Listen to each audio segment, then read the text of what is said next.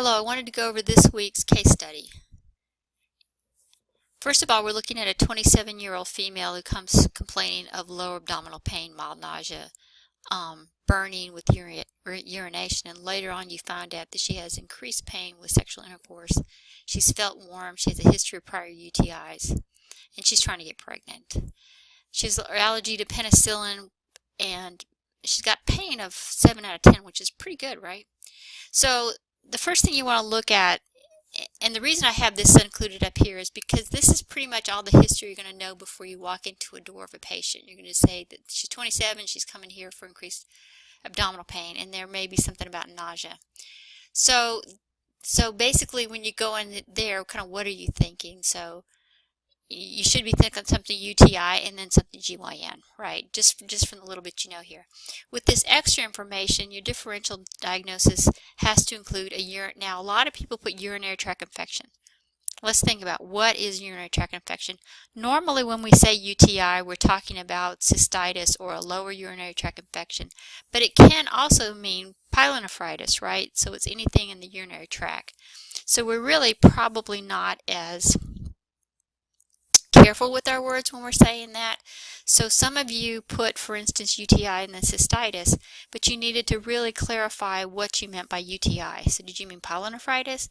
Anytime we have a fever, pyelo has to be in that differential. Now we don't know if she had a fever, so one of the things you'd want to know is what her temperature is, right?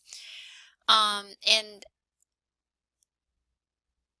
you know how long this is going on, that sort of thing. So then we come down to so urinary tract infection, pyelonephritis, cystitis, something in there. We also need to think about PID, right? She has pain with sexual intercourse. So one of the things we're going to look for on exam is we're going to do a pelvic exam on her, and we want to look for cervical movement tenderness, right? So if she has that, that would be strongly indicative of PID. So just kind of remember that. And then also, anytime you have a woman with abdominal pain, especially when she's in that kind of pain, 7 out of 10, who is childbearing years, you better darn think about an ectopic pregnancy. Always think, what could kill my patient? An ectopic pregnancy could kill your patient. So some of the things you want to know is like the last time she had sex or sexual history. A lot of people put that in there for sure. You also want to know these things on the physical exam, which most of you didn't include, but some of you did. But other history items, does she have, multiple sexual partners? Has she had a pregnancy test lately? When was her last period? All that sort of stuff to kind of help figure out if she's pregnant or not. But then with a test, the first thing you're going to want to do, you're going to get a UA, of course, but while you're getting the UA, you're going to do a pregnancy test. And I put UCG, and when I wrote that, I thought this is HCG, okay? So you're going to do a pregnancy test, all right? You do a UA, you do a pregnancy test. Any woman that comes in for any reason that has abdominal pain or UTI or that's of sexually active producing years, get a pregnancy test. In our office, a pregnancy test costs $1. So it's a very good use of $1. So get a UA and a pregnancy test. And also, because of this history, the other thing you're going to make sure you want to check for is STIs, chlamydia being the #1 reason for PID, remember, and then gonorrhea.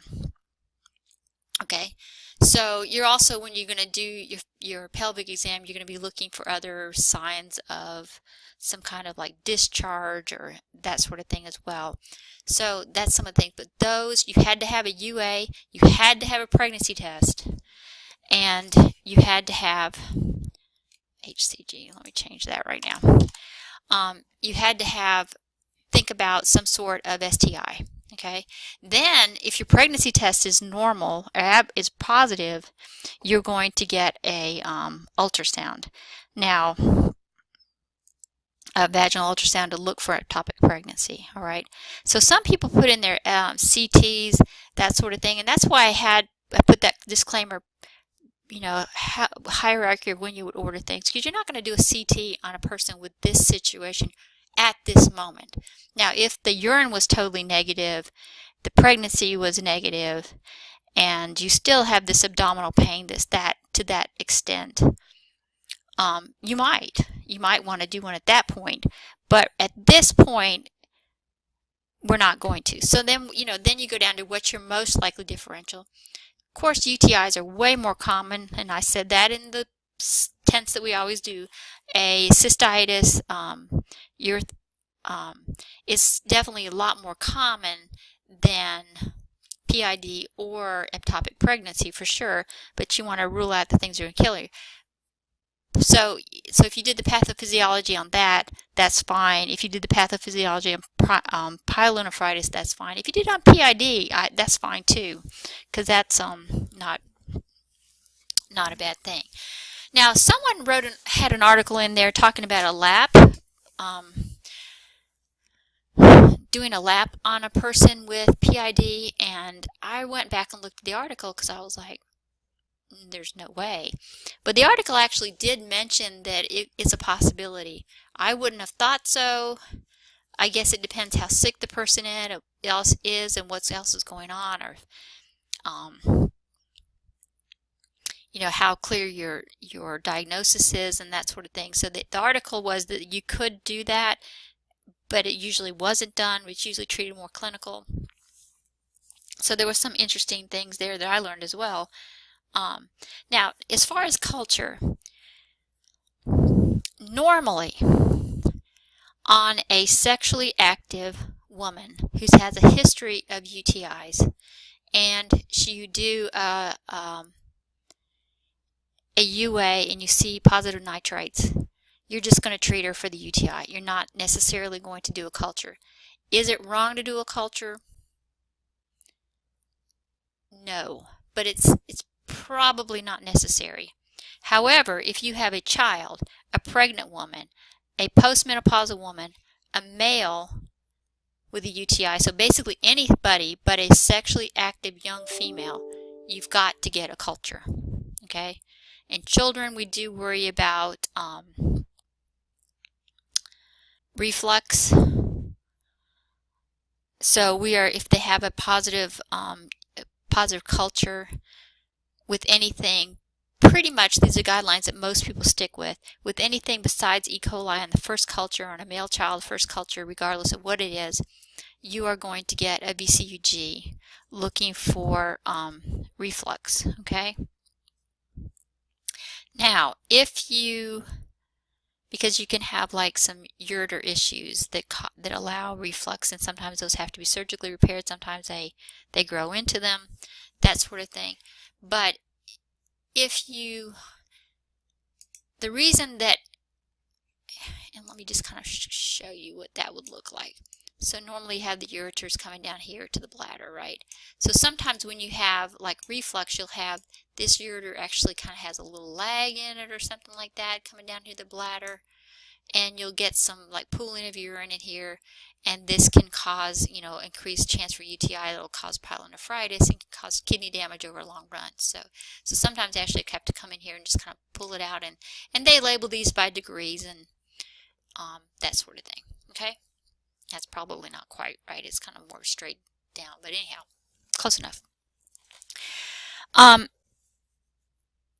E. coli has a tendency to climb, and that's why it is the most common infection. So if you get an infection other than E. coli, then actually that's a little bit more concerning. Okay, most urinary tract infections are from enteric bacteria, so that's why you see Klebsiella, E. coli, that sort of thing in there, in the urine. Of course, other things can cause it as well, but those are the most common, the enteric bacteria. Anyhow, I hope this helped, and just remember about who needs a culture.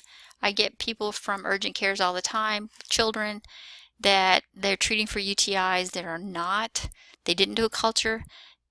Because as we know, there's other things that can mimic a UTI. You can just have like a bladder spasm that can mimic a UTI that is not culture positive.